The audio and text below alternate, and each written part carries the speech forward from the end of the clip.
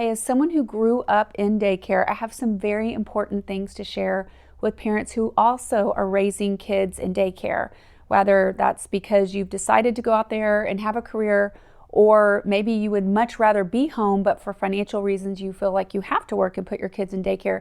Either way, I have some very practical, wise insight for you. And really, this is going to go such a long way in your kids' mental, emotional health, not just now, but throughout adulthood, and also in that relational connection that you have with your child. So as you probably know, in those formidable early years of life, our kids tend to draw their sense of self-worth from us. They're like a blank slate, and they look to us to affirm their value and their identity as being wanted and loved and cherished, and they internalize these things as self-worth.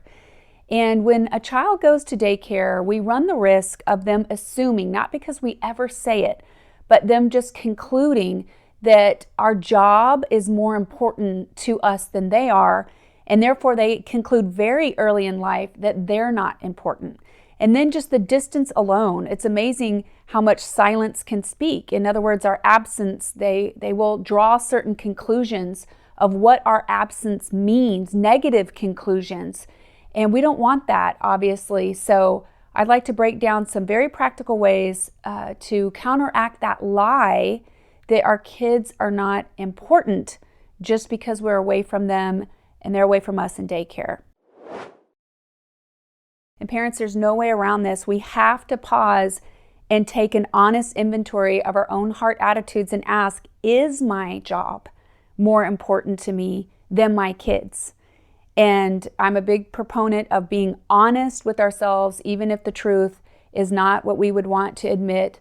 But if we find ourselves saying, honestly, it is a bigger priority to tend to my career than my child, that's where we need to get some counseling and help, because that really is a total misguided priority that in the long run will not serve us well. Family is always more important than any kind of money-making or career venture. Obviously, when we have a job out of sheer necessity, we've got to make ends meet, right? We've got to provide for our kids. We want to be a good employee, but I'm talking about just an overall heart attitude. Am I doing what I do ultimately because I love my family, or is my family, on the side stage of my life because I love my career? Providing that we have our own mindset and heart straight, and we can honestly say, definitely my child means more to me than my career. What we want to do is not assume that our kids know that. We just get ready, drop them off at daycare. They don't necessarily understand why we're going to work, what our motivations are for working. So we need to say this often. Not only that we love them, not only affection and hugs, but telling them, I love you, I want to spend time with you. My favorite time of day is picking you up from daycare and getting to hear about your day. I miss you. Just reiterating, not just once or twice, but over and over, you are more important to me than my job and career. Maybe you have some really noble things that you're trying to do through your job, and you want to share some of those goals with your child, especially when they're old enough to understand. But just verbally expressing that you're my favorite person to be with, my favorite thing is to be with you. Because otherwise, again, they will assume that your favorite place to be is away from them. It's just something kids tend to conclude. We tend to, as parents, be so focused in the morning when we're about to leave for work, we're intensely focused on getting ready, getting them dressed. And if we're not careful, we'll rush them, we'll hurry them, we'll even snip or yell at them and say, hey, you're making mommy late for work. Hey, you're making daddy late for work. I can't be late.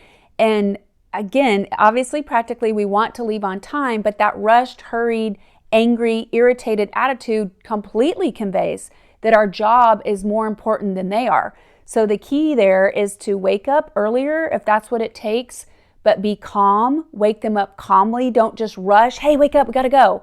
I remember my mom would scoop me out of bed and set me in a bar stool at the bar in front of a Pop-Tart and rush off and keep getting ready. And I get she had to get ready for work. But I sat there by myself every single day and ate that Pop-Tart, and it would have meant so much if she would have taken 5 minutes and eaten a Pop-Tart with me or whatever she was going to have for breakfast. But slowing down in the mornings, if it takes being more organized the night before to make things less hectic in the morning, great, we can do that. But be careful that we're not rushing and letting them know verbally, you are in the way of me and my job, because guess what they're going to feel? That they're in the way of you and your job, and that's a terrible way to feel about ourselves as children. When you drop your child off at daycare for the first time, I get it, they may be an infant and very little, and in a sense, you would think unaware, but it can be so helpful no matter how old or young that they are to stick around that first day, walk them into the classroom, be there when they meet their teacher, hang around a little bit if the daycare will let you at all, and hopefully they will, and then leave with your child. I'm suggesting that on that first day, you don't even leave your child. If at all possible, if you can do that, allow them to be introduced to the environment, to see you there in it, to leave, and then be reintroduced. I'm not saying they won't cry when you leave. I'm not saying it's going to be an easy transition, but we have to understand as parents, when our kids are in daycare, it doesn't just feel like we're in one place at work and they're in another place at daycare. It feels like we're on two different planets. I mean, to us, it makes perfect sense where they are and where we are, but to them, we might as well be on Mars. They don't know where we are. They can't get a hold of us. They can't find us, and it's like they're completely alone, and we can't shield them from that completely.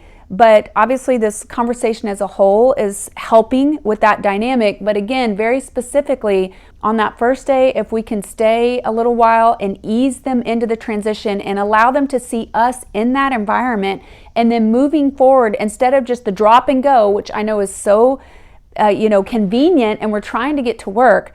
But if we can stick around a little bit, 5 minutes even, a lot of times they get there and eat breakfast, whatever that activity is, if we can walk them into the classroom, say hello to their teacher a little bit, give them a hug, maybe see them start playing, just 5-10 minutes added to our schedule, that little bit of transition can be so much less traumatic than, again, like never seeing their parent in their daycare environment. And then they don't go with you to work, obviously, so it just creates this huge, in their mind, separation that can be overwhelming. When they are old enough, it can be very beneficial to bring them to your work and show them, hey, here's my desk. Make sure you have pictures of them on your desk, framed right there. And you can show them, this is where mommy works, or this is where daddy works, and look, there's your picture, and I look at you, and I miss you, and I think about you, and I count down the hours till I get to be with you again. Remember, we're constantly expressing to them that they are more important to us than our job.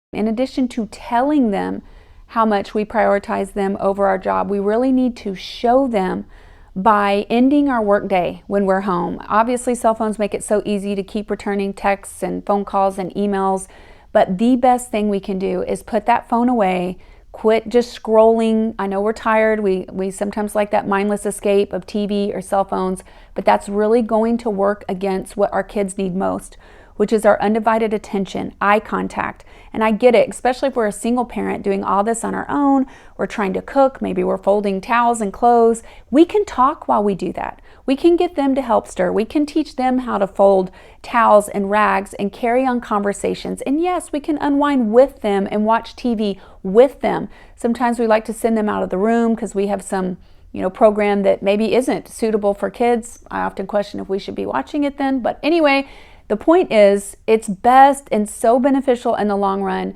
to spend as much time with them as possible until bedtime. Obviously, then there's time for us and some time to unwind ourselves, but we really want that work day to end. Nothing speaks you matter to me as much as eye contact and being a caring listener. I get it that kids have kid problems and kid stories that they tell, and it can seem so trivial compared to the adult demands and pressures that are on us. But we need to keep in mind that to them, that story, that situation that happened in daycare, it's just as big a deal to us as that work deadline or that, shocking email we got or whatever it is. It's so important to engage with them on their level. As part of quality time, it's also really important to be playful. And I get how hard that can be if we've had a hard day at work, but it can actually help us to put away the stress of the day and just be playful with them and engage with them and to not take a bad day out on them. And whether we've made a homemade meal or run through a drive-through and gotten food, man, it goes a long way to eat at the dinner table without devices at the table, without the media TV blaring in the background, but just talking, giving our undivided attention. We can even start traditions where we ask, what was the best part of your day? What was the most challenging part of your day? The key is that we're listening, talking, having meaningful conversation, and engaging instead of being what I call screen zombies. Something else we can do is when they do bring home any kind of craft or artwork from daycare, it's real easy to just pitch it on the floorboard of the car, but really look at it. Talk about it. Why did you draw this? Oh, this is so nice. Oh, that was so creative. What did you mean when you wrote that? Take an interest in, yes, their schoolwork, but also when they're in preschool and they're in daycare and they do these little crafts and artwork, take an interest in it. Put it on the refrigerator. Tell them it's great. Remember, their teachers a lot of times at daycare, they're not spending the time that you would telling your child what a great job they've done. I don't mean this to sound harsh, but to them, your child's just another child. They don't see the uniqueness and have that love for your child nearly that you do. And that's the environment. That's the message that your child is getting. So it is so important to counteract that lie that they are not important, that they are just another face in the crowd, by acknowledging their uniqueness and the things they're working on and bringing home. Sometimes we tell ourselves as parents that by buying our kids gifts and nice things that we're compensating for our lack of engagement with them and time spent with them. And while it is a blessing to provide for our kids, it is in no way a replacement. As a matter of fact, what it can do when we overindulge in material things to compensate for spending time with them is it can cause them to become very entitled instead of grateful. I know I, for one, being raised by a single mom, told myself that I was going to provide more for my kids than I ever had. And I quickly learned that instead of being so grateful for what they had, they just felt entitled and they still compared themselves to their peers and felt like they came up lacking. And so it was very counterproductive. It backfired. We do not want to lie to ourselves and think that buying them things is somehow a replacement for what they want most, which is our own time, attention, and really our validation and our discipline. Discipline is huge to parenting, and that's another thing we can do that is similar to overindulging with material things, is just overindulging in all things. Hey, you don't have to have a bedtime. Hey, you can eat whatever you want. So we're trying to be the good parent in the few hours or minutes that we have with them since we've been gone all day, but this is to their own detriment. They need boundaries and discipline in a context of unconditional love. If we really think this dynamic all the way through, chances are someday we will be elderly and they will be making decisions about our care, decisions on our behalf. And if the value system that we instilled in them is that we chase our career at all costs and we give our family the very meager leftovers, then it wouldn't be surprising, would it, for them to someday put us in some kind of home or facility, maybe or maybe not even come see us, and just tell themselves that it's more important to chase their career than to be invested in our care. And of course, maybe we do need to be in a facility and it would be overwhelming for them to take care of us, but I'm talking about an overall heart attitude. I'm talking about, in a sense, reaping what we've sown if we've modeled that material things are more important than relationship. Man, that can backfire on us when we really need care and relationship in our most vulnerable time. If your child comes home from daycare complaining that they absolutely hate it, that the certain teacher is mean, or the teachers, all of them are mean, what we don't want to do is pacify them by saying, oh, just give it some time, it'll get better. Because at the end of the day, maybe it is overwhelming to think of finding another daycare, finding another nanny or babysitter.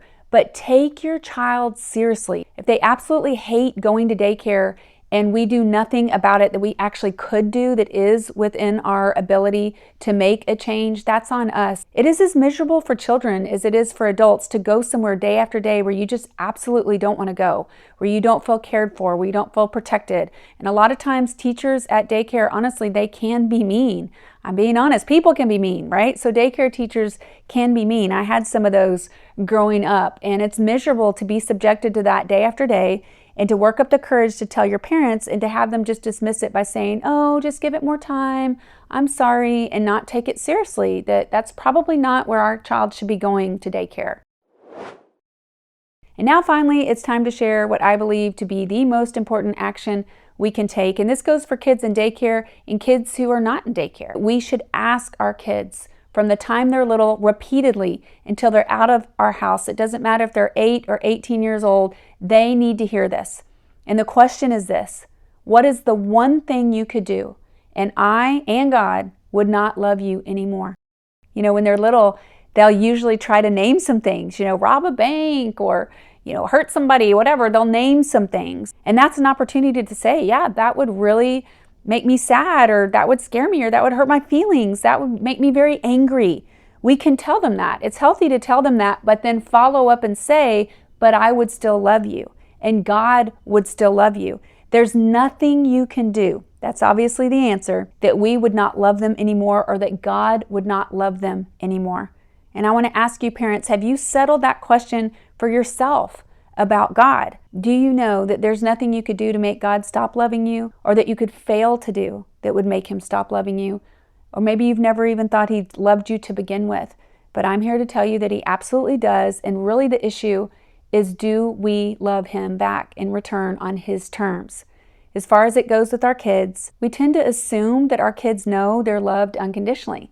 We tend to assume that they know that even if we get upset over their grades or their behavior or conduct mark, a daycare note home that they bit a kid, that we're still going to love them. But they need to hear that. That doesn't need to be assumed or some unspoken reality. We need to say it, and we need to say it often.